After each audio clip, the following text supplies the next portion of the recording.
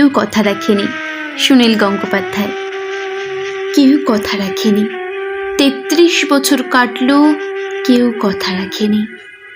ছেলেবেলায় এক বৈষ্ণবী তার আগমনী গান হঠাৎ থামিয়ে বলেছিল, শুক্লা দ্বাদশীর দিন অন্তরাটুকু শুনিয়ে যাবে। তারপর কত চন্দ্রভুক অমাবস্যা চলে গেল, কিন্তু সেই বৈষ্ণবী আর এলো না। 25 বছর প্রতীক্ষায় আছে। মামাবাড়ির এক মাঝি নাদের আলী বলেছিল, তুমি বড় হও দাদা ঠাকুর, তোমাকে আমি 3 প্রহরের বিল দেখাতে নিয়ে যাব, যেখানে পদ্ম ফুলের মাথায় সাপ আর ভ্রমর খেলা করে।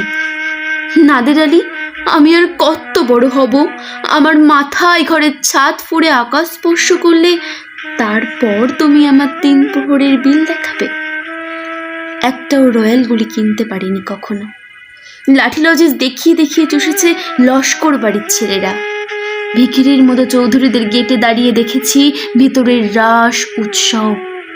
অবিরল রঙের ধারার মধ্যে সুবর্ণ কঙ্কন পরা ফর্সা রমণীরা কত রকম আমাদের এসেছে। আমার দিকে তারা ফিরেও চায়নি। বাবা আমার কাঁধ ছুঁয়ে বলেছিল, দেখিস একদিন আমরাও। বাবা এখন অন্ধ, আমাদের দেখা হয়নি কিছুই। সেই রয়্যালগুলি, সেই লাঠি লজেস, সেই রাস উৎসব আমায় কেউ ফিরিয়ে দেবে না। বুকের মধ্যে সুগন্ধি রুমাল রেখে বরুণা বলেছিল, যেদিন আমি সত্যিকারের ভালোবাসবে সেদিন আমার বুকেও এরকম আতরের গন্ধ হবে।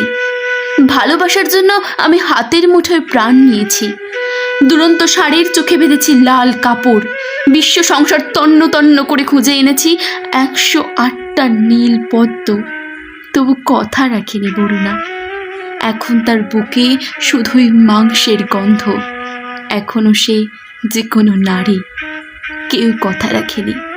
33 বছর কাটলো, কেউ কথা রাখে না, কেউ কথা রাখে না।